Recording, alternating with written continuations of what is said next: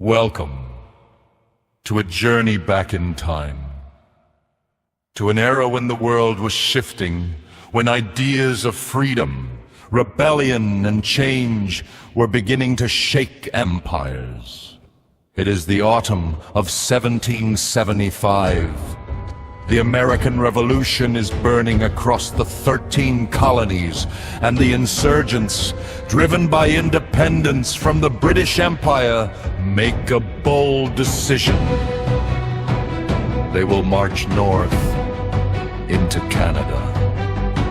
Their goal: to take Montreal and convince its people to join their cause. What follows is a story of ambition, uncertainty, and a city caught between two worlds. The year 1775 marks a turning point in North America. After the first shots at Lexington and Concord, war is no longer avoidable. Revolutionary leaders begin to think bigger. They look north to the province of Quebec. If French Canadians join them, Britain could be weakened, isolated, even defeated. So the plan is set: invade Canada, take Montreal, then move on to Quebec City. But the road ahead will not be easy. The road to Montreal. Before Montreal, there is an obstacle.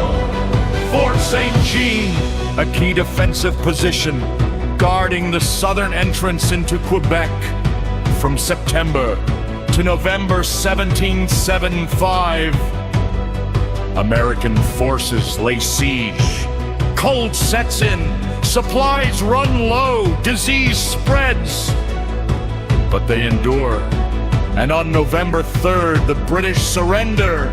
The path is now open, with nothing left to stop them.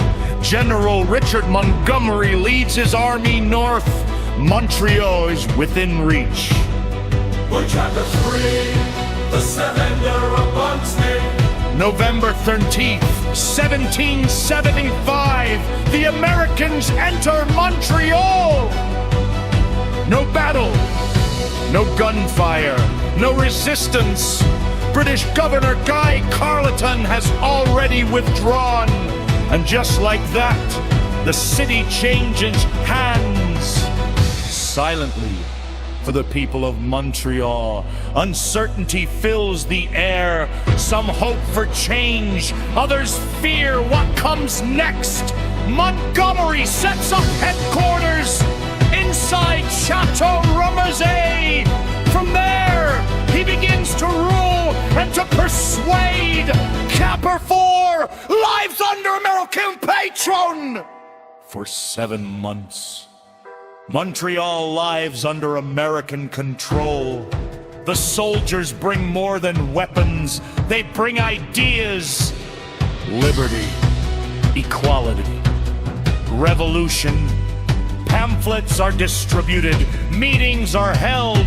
Speeches echo through the streets. But the message does not land the same for everyone.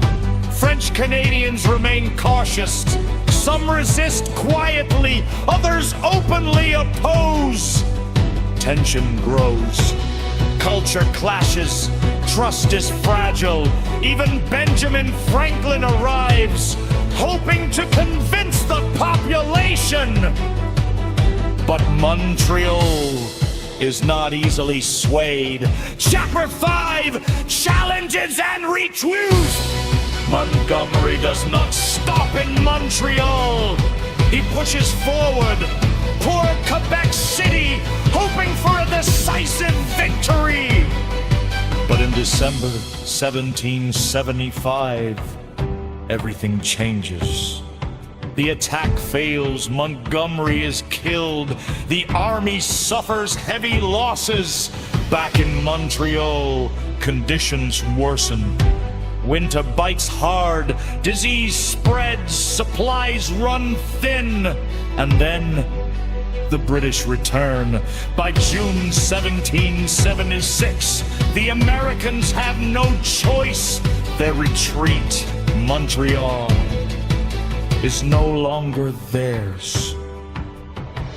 At the conclusion of the done moment, the American occupation of Montreal was brief, but it was remarkable.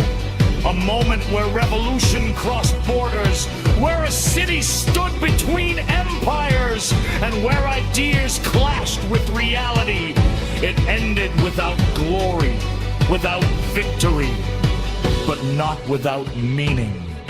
Today, the memory still lives on inside Chateau Ramezay, a quiet reminder of the time Montreal was almost American.